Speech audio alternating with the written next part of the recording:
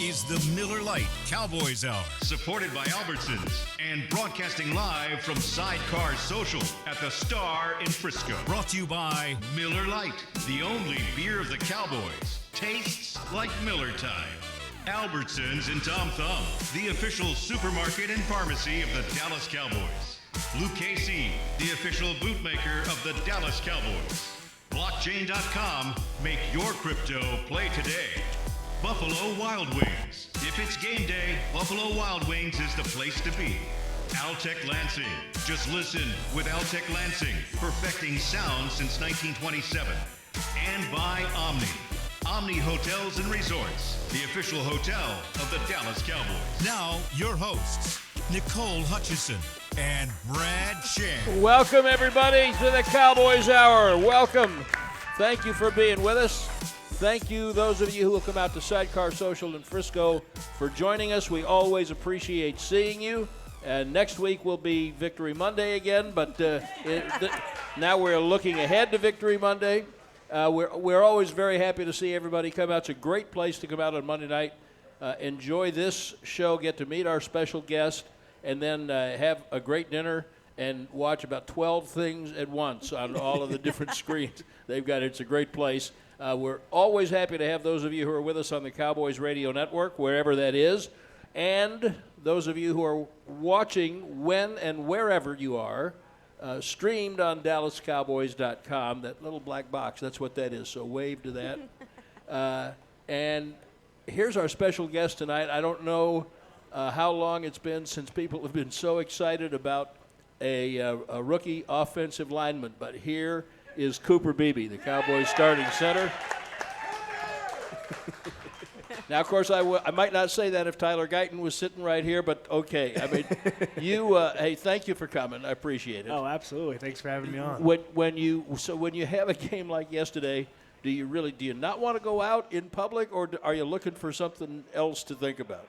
It's definitely tough, especially the way we played. Obviously, we know, we can't play like that ever again. That was unacceptable. I'm a dude that kind of wants to stay in, kind of try to take my mind off things, and not be out and be around. So I try to kind of hide away and find something to fulfill my mind. What would that be if it wasn't here? Are you a football fan? I presume you're a football fan. Yes, absolutely. And so would you watch the game tonight? Yes. Oh, yeah, absolutely. That'll take my mind off things. Okay, good. Sure. All right. And then we'll find out more about the whole idea of this is because people have been so excited about Cooper since he was drafted, is for you guys to get to meet him and know him as a human being and not just a guy with a number on his shirt and a cage on his head. There's a real three-dimensional person in there. And so I would like to start with, I guess I will ask you one thing, not specifically about yesterday, but there were a lot of questions for the coordinators and Coach McCarthy today, as there always are after a game like this. How do you process it? What do you do? It's so early in the season. Nobody knows what anybody is. But how do you process a game like that? I think the biggest thing for us is, you got to take a big, hard look in the mirror. And we know, that game wasn't up to our standard. We got beat in all three phases, pretty bad. And, you take a day like today, you look at the film and, you get the corrections made, and we're going to get corrected. We're going to right the ship again, and then, you move on. Like you said, it's a long season. It's early in the season. We can't let one loss, dictate our season. All right, now we are going to talk plenty about how you came to play this position that you play. But do your parents know that this show is streamed on the website? Oh, absolutely. My dad's all over that. So do you think they're watching right now? Oh, I can almost guarantee. Okay, good. They are. Okay. Well, hi guys. How are you? I love that your parents are active on social media. Your dad sends out a picture every week. Oh yeah, absolutely. My dad's all over it. Especially if anybody talks anything about me, he has the Google notification, so he's right on it right away. Has anybody said anything bad about you? Not that I've seen. I try to, not look at that. You stay away from that. How is it having, such a great support system like your dad and your mom? Oh, it's amazing. They haven't missed a game since, the freshman year of college. Oh, wow. And they've always been, my rock and, the people that hold me down and there to support me through the good and bad. So, I wouldn't be where I am today without them for So sure. after games like this, or like yesterday, what was the message from your dad? So it's kind of funny. You get the mom that's all all cuddly, like, oh, it's gonna be all right. And then me and my dad kind of have a unique kind of relationship because he brings his binoculars to games and he only watches me.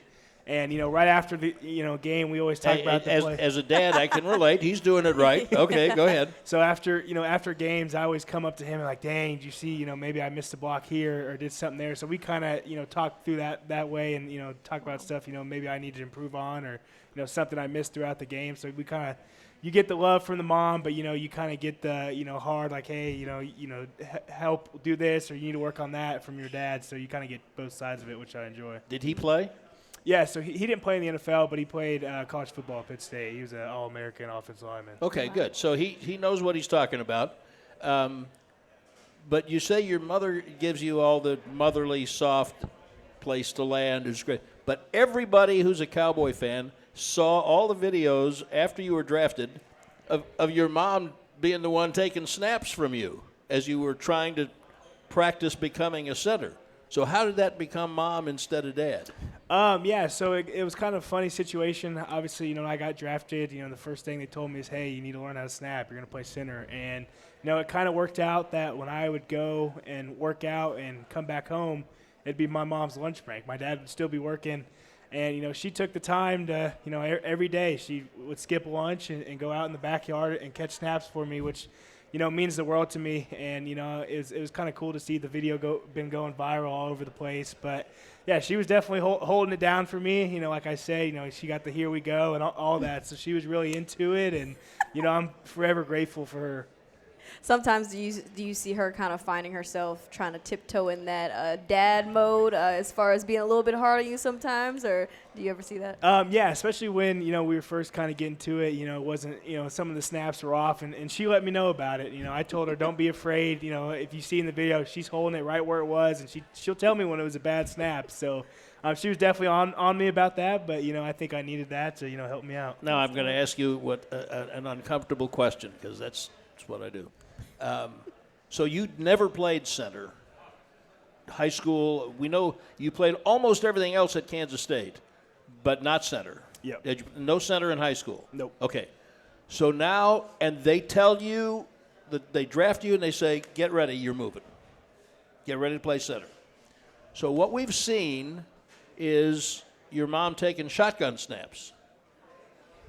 The quarterback's not always in shotgun. Yeah, honestly, for me, the under center. That's the uncomfortable question. Yeah, I mean, the under center was the easy part for me. Yeah. Honestly, I think it was just the shotgun snaps that I wasn't used to, and because I, in college had taken done quarterback exchange and that kind of thing as a, last resort backup, but never in live game, live practice. So yeah, the shotgun snaps were I needed to work. The under center kind of came natural.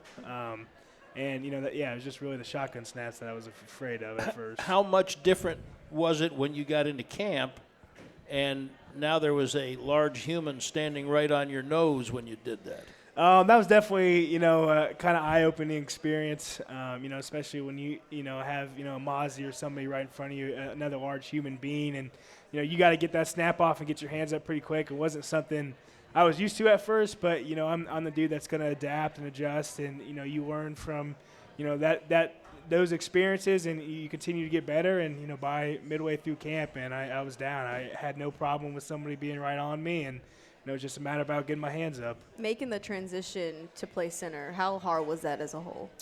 I think for me, it was just the mental part of it. At the end of the day, football's football, but, I've never been the guy, like I said, never played it in college, was never the guy that, was pointing out mic IDs and that kind of thing. So really the biggest challenge for me when I first got here was just learning the offense and being comfortable and confident with that. And, I think one of the biggest things, that has helped me was when I started, working with the starters and you got Dak, you got Zach there that, if I have questions, they're there to correct me. And that gave me such a big confidence boost, and it's allowed me to go out there and play confident, knowing I can make an ID point, and if Dak sees something different, he can change me. So that's one of the big things I think that's really helped my confidence. Does Zach ever do it, or is it all on you? So it's most of the time it's all on me. Zach has done it a couple times. Just if we get a weird look, especially in protection, we have, throughout the week, we have our game plan. But, if he sees something that, like, hey, I think we should do it this way, he has the authority to correct me. And, of course, I'm going to listen to a guy like that for sure. All right, so you said when it started to get a little easier when you started working with the starters. And, of course, when Tyler Guyton, hopefully we'll have Tyler here later in the year, but when Tyler was drafted, Tyron Smith's left, and there's a hole. Go play that. But Brock Hoffman worked very hard in the offseason, and he didn't let them give you quite as clear a path, apparently, to the starting position. How much did that help you? How much has Brock Hoffman helped you? Oh, a tremendous amount. I mean, I owe a lot to him. I think, especially when I got here, we're competing for the same job. So, he already was a step ahead of me, so he could have just said, hey, I'm not here to help you. Like, I'm not going to help you. But, he was helpful through it all, giving me super good advice, tips and tricks. He'd help me with my snaps and that kind of thing. So, I owe so much to him. He's just a stand-up guy. He's a team player. He could have just shut me out, been like, hey, we're competing for the same spot. I'm not going to help you out. But, he was a team player, and he helped me out, and I'm forever grateful for him. And one last thing about that, we'll take a break, and then we'll move on. How conscious were you early of being basically in control of everybody else in the huddle? Once you break and get to the line of scrimmage and you're making the IDs and the checks, it's now not you waiting for someone to tell you. You're the one telling everybody else. How much is that a part of getting comfortable learning how to play that position? That's a huge part of it, especially, when you're working with the starters and you have, Zach and a lot of dudes that played a bunch of football. They're relying on me, this is my first time ever playing. So, when I first got into it, I wasn't very vocal. Shoddy was getting on me a bunch about being vocal, making sure, my points That's Brian Schottenheimer, the offensive coordinator. Were big and long so people could see it.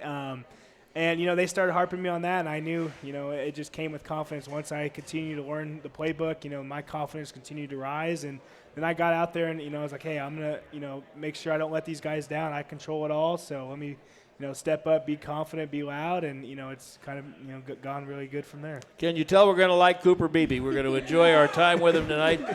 We are at Sidecar Social in the Star District in Frisco on the Cowboys Hour. And Nicole now will read one of these fancy things that she has. Yes, this segment is brought to you by Albertsons. When it comes time to shop for tailgate favorites, go to Albertsons and Tom Thumb. Get 10% off your groceries every Dallas Cowboys game day when you wear your Cowboys jersey. Albertsons and Tom Thumb, the official supermarket and pharmacy of the Dallas Cowboys. We'll be right back on the Cowboys Hour.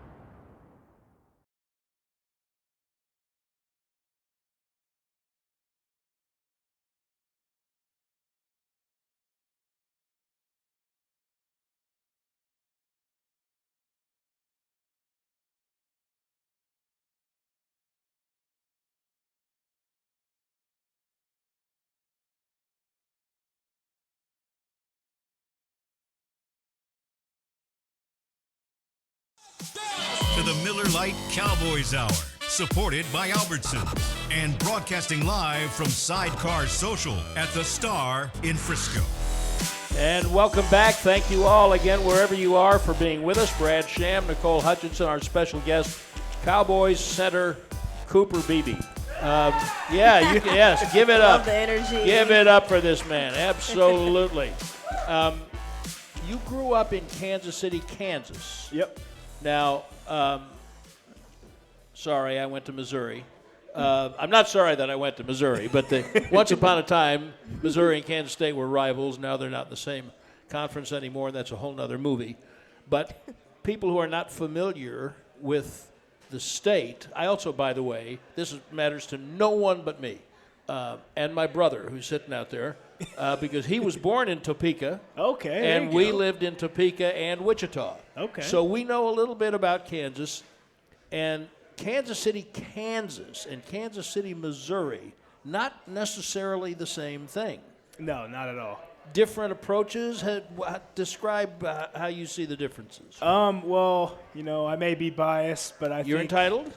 Kansas City, Kansas is definitely the better part of Kansas City. Because?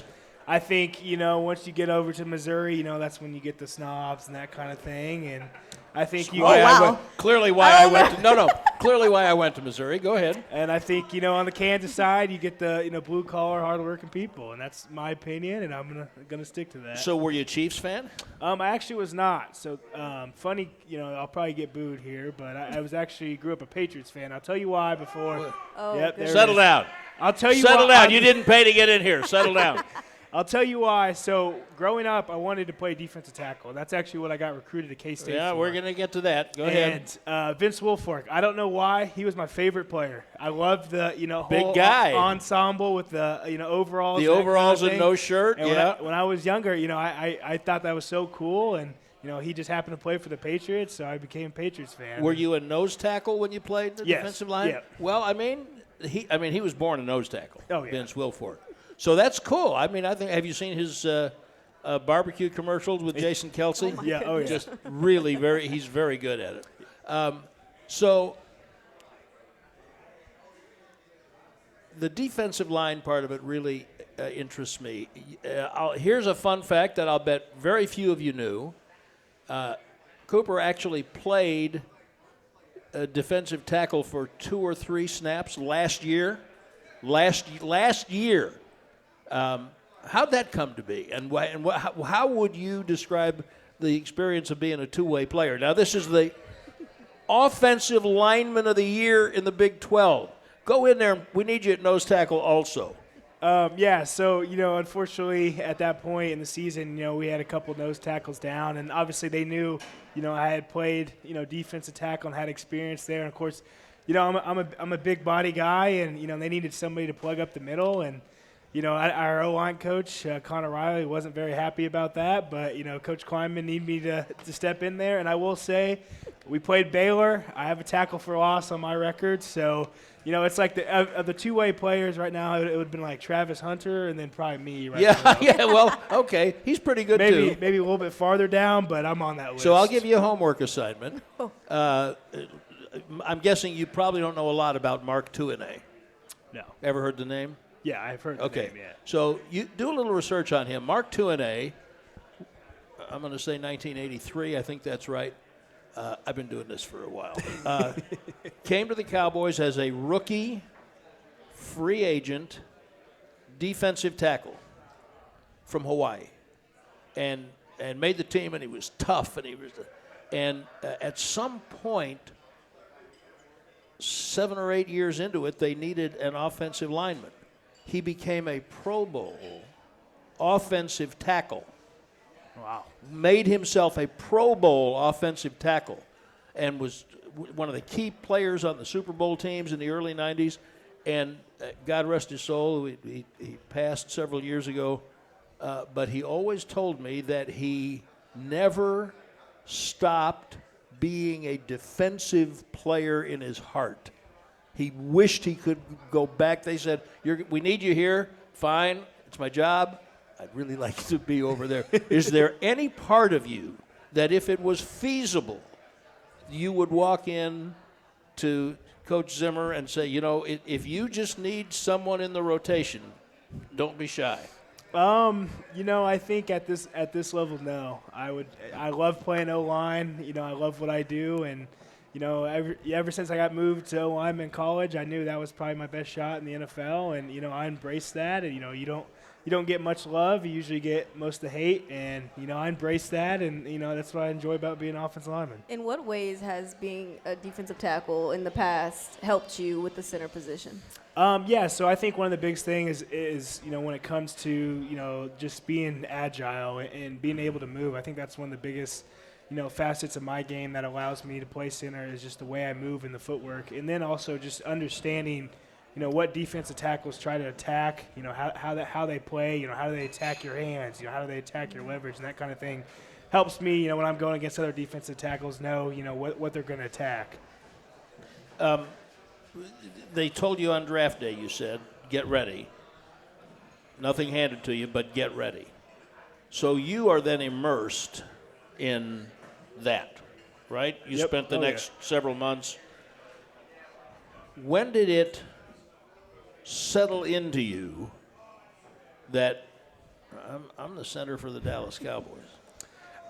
So like midway through camp, Coach McCarthy brings me in, and of course, I get told, "Hey, Coach McCarthy wants to meet you one-on-one." I'm like, "Uh-oh." Did you think you were getting cut? I was like, "Uh-oh, what I do wrong?" I'm trying to figure out what I did wrong and that kind of thing. And then, he brought me in and it was like, "Hey, you're going to be our guy moving forward." So that pardon me interrupting, just so folks understand, the first, I'm going to say 2 weeks, you can correct me, Brock Hoffman took the first team snaps. Yes. And you took the second team snaps and some guard. Yes. Yes. But then, so now Mike calls you in and he says, you're the guy. Yeah, and, I didn't even know what to say. I was so speechless just to know, I never ever played the position, but I knew, I was gonna work my tail off and, do whatever it took to get on the field. And, to tell me that I'm going to be the starting center of the Dallas Cowboys, man, I was just speechless. I didn't know what to say, and you can even ask him. I really kind of just sat there and was just thankful and didn't really know what to say. I will ask him, as a matter of fact. Who was the call that you made first to when you found out the news? Oh, I called. First thing I did when I walked out of there, I called my parents, just to tell them, they've been like I said earlier, they've been my biggest support system, and they definitely cried when I told them that. And obviously as parents, you love to watch your kids succeed, and especially at this level, not many people get to have a kid that plays in the NFL, that's starting in the NFL. So, it's definitely brought tears to their eyes. When you were battling it out with Brock Hoffman, I know the competitor you are, I feel like I know the answer to this, but I want to know, did you ever doubt that you would win the starting job? I think, honestly, early on there was some, just because I was so far behind, just not knowing, how to really play this center position. So I think early on, there was definitely doubt there. I think one of the biggest things that kind of changed my mindset, when I was with, at training camp, I had just been talking to Dak. And, of course, I'm the second guy at that point. And, he said, hey, you just got to go out there, play with confidence and just be you. When he told me that, he goes, you know what? Yeah, I was like, I'm just gonna be me. I'm gonna go out there. I'm gonna do whatever it takes. I'm gonna, bust my butt to, every play. And, it turned out, that's where a lot of my confidence came from. Just a simple, hey, go out there and be you. And, I think that at that point I was like, okay, I can really do this. And then obviously, going through training camp, you get comfortable, with the dude right across your face, and you kind of get in a groove, and then you kind of figure out, okay, I can do this. Especially when you go into preseason games and you're playing against, other NFL talent. It's like, okay, I belong here. I can play at this level. So early on, I definitely, doubted myself, but there towards the end, I knew I could, compete at this level. All right, when we come back, we got to take a break. When we come back, the question that Nicole's asked you is, I think it's an important part of your makeup for people to understand that competitiveness and how it has manifested and how it maybe manifests in other areas. I think it's an important part of knowing Cooper Beebe, don't you? Oh, absolutely. All right, so we're going to do that when we come back. The Cowboys center, Cooper Beebe, is our guest on the Cowboys Hour at Sidecar Social in Frisco at the Star Center, and we'll be right back.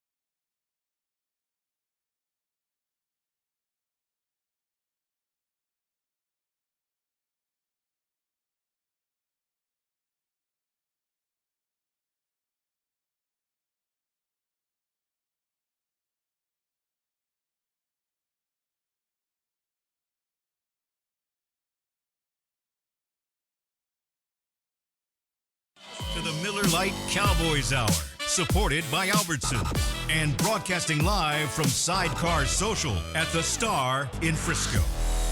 All right, welcome back here to Cowboys Hour at Sidecar here in the Star. Nicole, Hutchison, Brad, Sham. We got Cooper, Beebe in the building.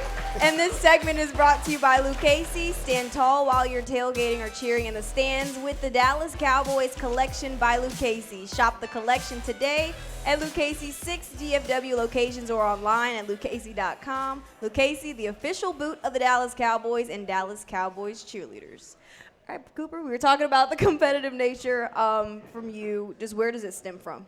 Definitely stems from my family. I grew up, I have 3 brothers. I have 2 older, 1 younger. And, it didn't matter what it was. We were in, the driveway playing 2-on-2 basketball. We were in the yard playing tackle football. And there was always a competitiveness about us. We were always wanting to win. And it didn't matter what it was. It could be something, as simple as, we could go bowling and it turned into, almost fights breaking out. We're so competitive. Or, we'd go, mini golfing and, if somebody hit it, maybe double hit it, we were making sure the stroke counted and that kind of thing. And I think it just stems from, my family. My whole family's a sports family, and, we're big into that. And, just growing up with brothers, you're always competing to win for something. Anybody have to repair plaster and walls? Oh, all the time. Yeah, we had, luckily my mom changed it to a living room now, but we had an area, and it was just all an open space that we used to play. And, we'd play like tackle football on our knees, and people would get tossed into the wall in the house. Oh yeah, Goodness. We'd break, like, we still have picture frames that are glued together because we broke them, hitting them with balls and that kind of thing. So there's a lot of repairs at the Beebe household. Keeping in mind that we are going under the assumption that your parents are both watching this. If they're not watching it live as we're doing it, they'll be watching it very soon. So I'm going to ask you to, I don't want to say psychoanalyze, it's too strong a word, but I am going to ask you to kind of think about your mom as the 4 of you are going to, what's the birth order? So it's my oldest brother Colton, my oldest brother Colin, and then me, and then my younger brother Camden. What are their first names, your parents? Tom and Tamara. Where'd the C's come from? So that's kind of a funny story. So the first 2, Colton and Colin, were just happened to be, starting with C's, and coincidentally they all had 6 letters in their name. So then my parents were like, hey. Oh, now it's a game. We might as well keep it going. So that's where we got Cooper and Camden. Right. So the first 2 were accidental, and then we just kept it going. How do you know? That's what they tell me. Okay, fine. So all right. Now, who knows if there's truth to that? Hey, But parents that's will tell their children a lot of things. Do you think, is there anything from your childhood that makes you say that once upon a time your mother might have wished that there had been a girl sprinkled in there somewhere to help her out? Oh, absolutely. She'll tell you straight up she wished she had a girl. No, she definitely said, she wished she would have had 1 girl, but, she wouldn't change having 4 boys for anything. And, I think, she's just so blessed and so grateful for all of us. But yeah, she'll definitely, if you ask her, she'll be like, yeah, I wish one of you were a girl. But, she lucked out and got 4 boys, so. Aside from the competitiveness that your brothers have kind of helped you with, along with your family, what other ways have they kind of pushed you? Yeah, I think the biggest thing, a lot of it comes from my older brother. He played college football at Minnesota, and I think the biggest thing he taught me is how to go about my business and how to be, a high caliber athlete. How much older is he than you? He's probably. Sorry, the questions were supposed to get easier, not harder. I'm sorry. He's probably 5-6 years older than I am. Okay. But yeah, so he played at Minnesota, and he was the brother that I looked up to. I wanted to play big time college football, and here he was playing it, and he taught me like the work ethic and what it takes to be that kind of athlete. And I think that's something that's really propelled my career to where it is today. So I'm really grateful for him and instilling that in me and how to work hard, because we definitely had conversations when I first got to K-State, and he'd tell me like, hey, on this play, like, hey, you need to give more effort there, or that kind of thing. And so he was pretty critical of that, and I took that to heart, and I think that's really why I've had the success I've had. Now, how often do you get to see your brothers? So they'll be at this game. But I see them every so often now. But we're always on the video games, chatting together and that kind of thing. So that's kind of our family time on the video games. But I try to see him as often as I can. All right, since you don't know how old Colton is, the oldest one. Yes. Yeah. Since you don't know how old he is, take a guess at the age of the one in between you and him. Okay, let's see. So I think Colin is 4 years older than me. So he's what? 27, I think. Don't ask me. I don't know. I'm so bad at that kind of stuff. I was told there'd be no math. I can't do any of this. Did he play football too? So he played in high school. He didn't play in college. He was, I like to say, the brains of the family. He's a architectural engineer. So he got the brains of the family. But to be fair, if you ask my dad, he was the most naturally gifted athlete out of all of us. Your dad was, or your no, brother, my brother Colin was. Okay. The one that the only one that didn't play college football was the most naturally gifted out of all of us. Hold on to that brains of the family. I'm going to get back to that in a minute. Your younger brother? Yeah, so he was at K-State. Unfortunately, he had a back injury, so he had to retire. But he was playing college football at K-State. So you say that your brother Colin, according to your dad, is the brains of the outfit. Yes, absolutely. But you're studying for your master's degree. I am. So went to K-State, and I wanted to, be a teacher. And people kind of were like, "Hey, why do you want to do that?" Like, they don't make a lot and that kind of thing. And for me, I always told myself, if you want to have a successful life, you got to make an impact in people's lives. And I had a lot of teachers growing up that I wouldn't be here without them. And I wanted to return that favor. And when I was done playing football, I wanted to go coach high school and coach football. So now, I'm studying for my master's degree in education, and I'm hoping to continue that here in the off season. And your bachelor's is in secondary education. Wow. That's a very Kansas value, I think, don't you? That, absolutely. That I want to give back. I want to be a mentor and that kind of thing. Absolutely. Are you good with kids? Oh, I'm great with kids. Yeah. Oh, yeah. Do you ever see Would yourself? the kids say that? I would think so. I think I'm a very fun dude to be around. So. Okay. Do you ever see yourself this off season maybe possibly going to help out some other schools in the area? Yeah, I could absolutely see that. Like I said, I love to give back, and there's so many people that have given into me in order for me to be here, and I'm at a huge I got a huge platform, so just to be able to give back is something I definitely want to do. It's interesting that you're thinking. It's interesting to me anyway that you're thinking about down the road about. Being a teacher and being a coach, do you foresee that might change at all if you are fortunate enough to stay healthy and have the kind of career you and everyone else expects you to have? You could play, 10, 12 years at a very high level. Yeah, I think I've definitely thought about that. I think maybe. If I'm fortunate enough to play that long, maybe not full-time teach, but substitute teach, and I still want to coach.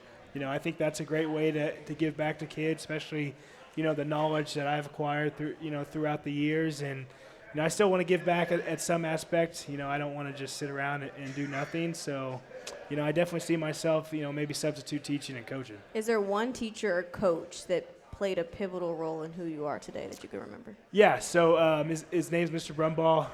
He was actually our shop teacher, and he was a great family friend of ours, and he had a huge impact, just getting me mentally right, to take that next step into college life. I really wasn't sure what I wanted to do with my life, and I was just kind of there. I was just kind of taking the classes they told me to take and that kind of thing. And, he kind of put me on the teaching path and kind of talked about, hey, because I asked him, I was like, hey, why do you enjoy teaching? He said, there's nothing better than making an impact on kids' lives. And, that really hit home with me. And, he was the one teacher I always came, I came early to school to see, to hang out with. And, every time, we had the high school game, he was always there, cheering me on. So he had a huge impact in my life. And, I wanted to be like him. So You're a dadgum Hallmark movie right now. You understand that?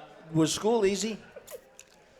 Yeah, other than, maybe the occasional, physics class. for me, you know, I was a pretty bright guy, so it came pretty easy to me.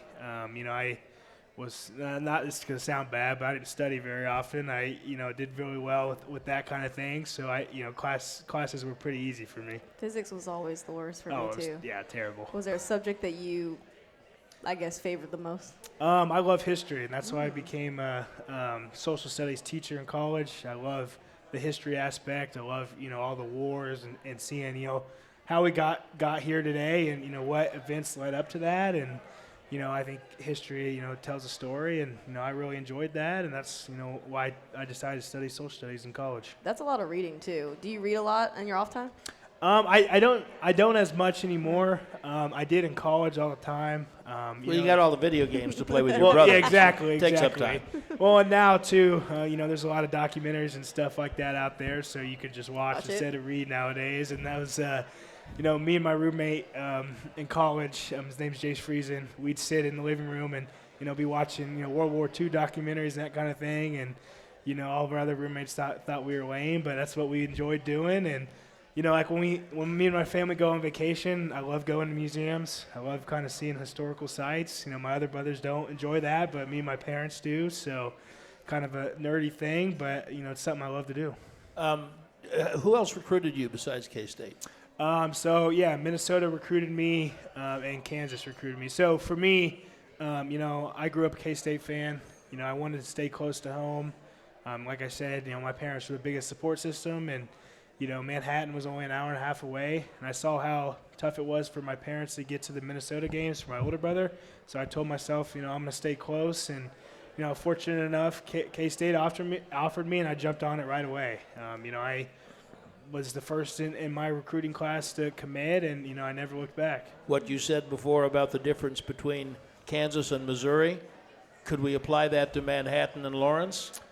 Yes, I think it's definitely two different aspects of the state of Kansas. You know, obviously, you know, K-State's a big agricultural school. You get a lot of the, you know, blue-collar farmer, agriculture type guys, and then, you know, Lawrence, you get all the city people, so, which I'm not saying anything bad because I was a city guy. I lived in Kansas City, but, you know, it's definitely two different realms. Kansas City, there. Kansas. Oh, absolutely. Okay.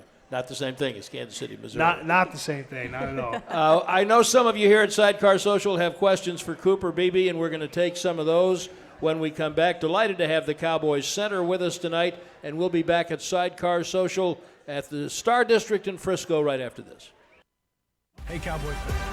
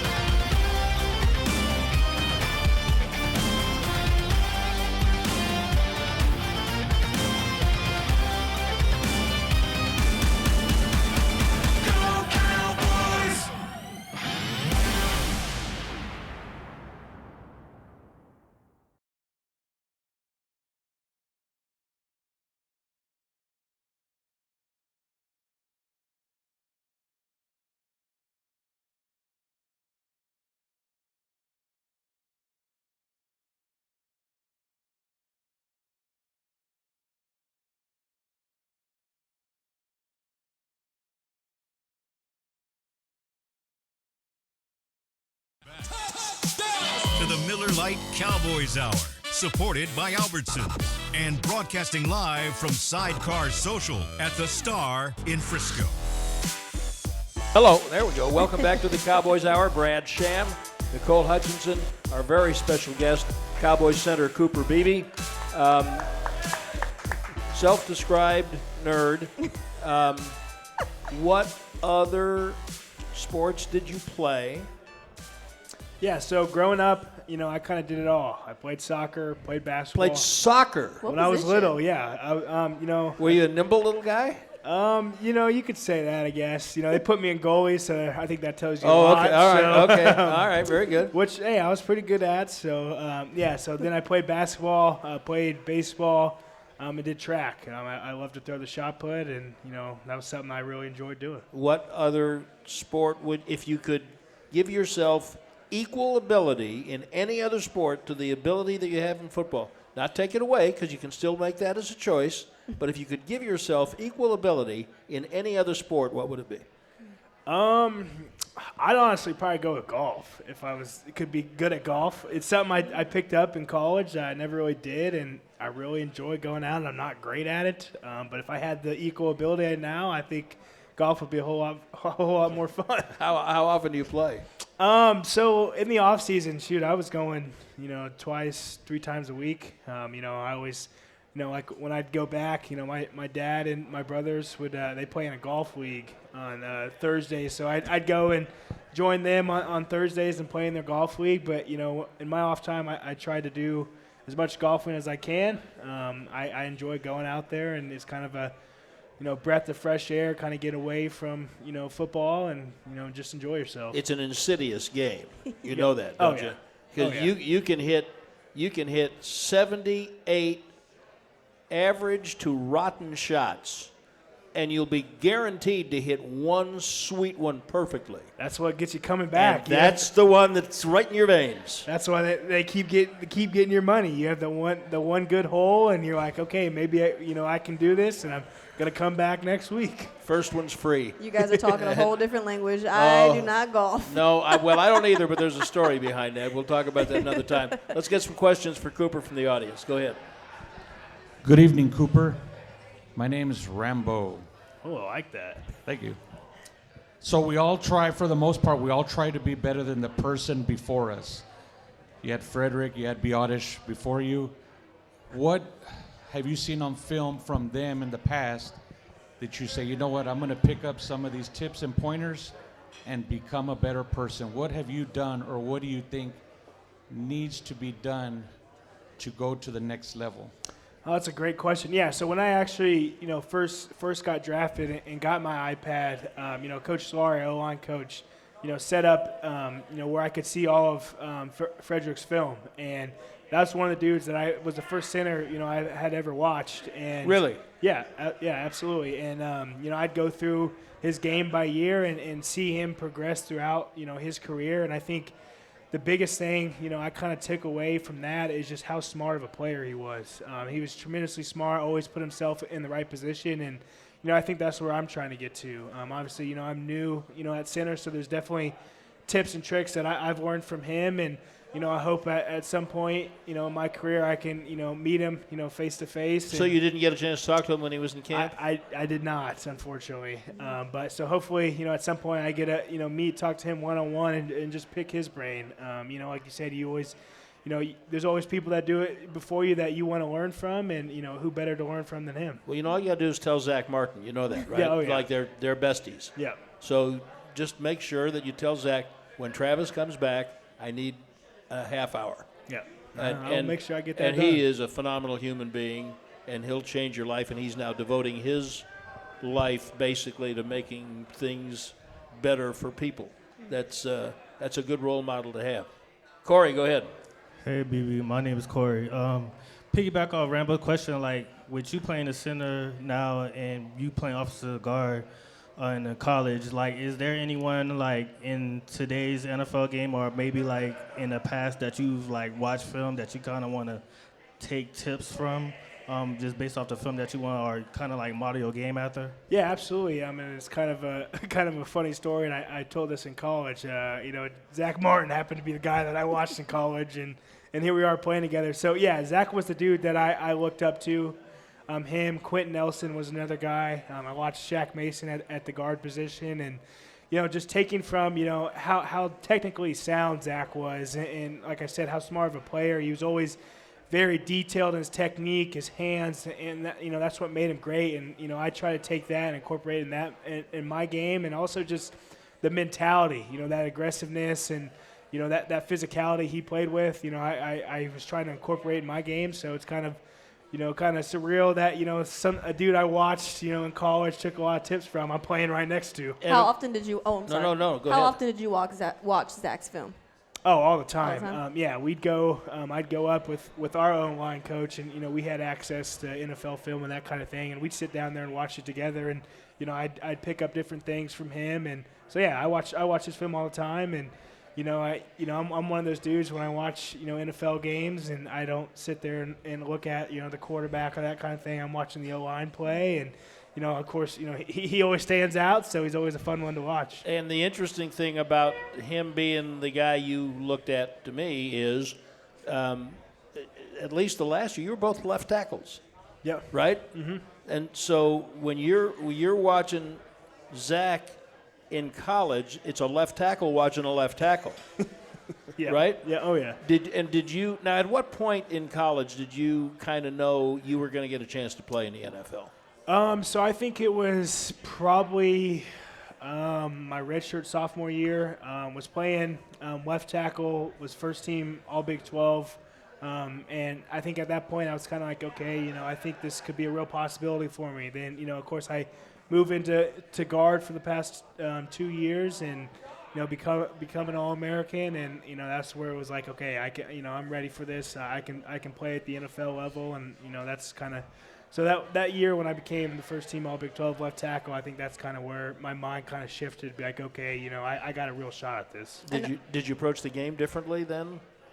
I think I definitely took a lot more time in my study, I think is one of the big things that I kind of, I wanted to be really detailed and making sure that I knew who I was going up against in that thing. And I think that's where, my film study and stuff really picked up and allowed me to be the player I am today. I know it's only 2 weeks into the season, but do you feel like you've met the expectations that you had to start this season? I somewhat. Obviously, just looking at myself, I'm pretty critical of myself. There's always more to improve on and little things like that. So, I'm pretty critical of myself, but I think, I'm off to a good start, but I'm obviously looking to, I still got a whole long ways to go and a lot to improve on. Hi, Larry from McKinney. Based on what your successes have been so far, do you think, and what is your opinion, how you feel, if your high school would name their stadium after you? That's actually a great question. Honestly, Why, have they done it already? No. Oh, okay. But, it's funny because one of my, best friends, his mom's on the school board and that kind of thing, and she always joked about that. Oh, so that's going to happen. Okay. I don't know. I don't know about that, but, it's something that's very fortunate. There's not a lot of – I was the first NFL player to ever come out of Piper High School, and, we've only had 3 Division I caliber players come out there, and they were all in my family. Wow. So – I don't know. I could definitely see it. I think that'd be really cool. I think at some point they'll definitely ask me for some money, so I'll probably wait for that. Yeah. And then I said, hey, maybe I'll give you some money if you rename your stadium after me. Maybe a statue or something. I don't know. The settle down. The Piper Pirates. The Piper Pirates. Okay. All right. We've only got a couple of minutes left. Let's find out a couple more things. Thank you all. Great questions. Do you cook? Oh, no, I'm terrible. And I stick to, things you can throw in the microwave or the oven or the air fryer. Or the air fryer. Okay, that's good. Does your mom cook? Yes. Yeah, great cook. Husband and 4 sons, all football players. She got to be a great cook. Some. Oh, she's watching. Oh, hey, no. somewhat. All I'm saying is I ate it, but it wasn't. Ooh, burning mom from afar. What? Hey, I will say though, she kept us fed. You don't get this size without being fed. I understand. All right, someone who is a great private chef is going to make you the meal that you dream of. Oh. Your favorite meal? That's a great question. I think it would have to do something with shrimp. I love seafood. Fried or grilled? Grilled. I think honestly a good shrimp taco with like some coleslaw and that kind of thing would probably be my go-to meal. Honestly, it's probably, you probably would assume like steak or something, but I love seafood and I love shrimp. It's a man of modest tastes. Right? I think there's a lot to be said for that. All right, so the last thing, people can clearly tell you're outgoing, you're warm, and you're so competitive, and you play a nasty game that's very violent, and you can't be this nice when you're playing center. How do we bridge that dichotomy? Yeah, there's definitely a switch that flips. Once I get on the football field, it goes into work mode. I know I got a job to do, and I got to do it in the best of my ability. And off the field, the flip switch back off, and I'm just who I am. Just what my parents were always instilled in me, to be humble and be kind and that kind of thing. So that's who I am off the field, but. Definitely when I step on the field and it's time to go to work, I put that nastiness on. What's been the best piece of advice that Zach Martin's given you? I think for him, it's just, be who, don't try to be something you're not. And that was something, like I said earlier, Dak mentioned to me too. It's, be who you are. You're here for a reason, I think was another big one. And just be who you are, go out there, do your thing, and just be confident. And I think we can tell we like who Cooper Beebe is. Thanks for being with us. Thank Big round of you. applause for Thank Cooper. you guys. Thank you guys. We will be back here next Monday night with C.J. Goodwin on our next Cowboys Hour. This has been a production of DallasCowboys.com and the Dallas Cowboys Football Club. How about this, Cowboys? Yeah!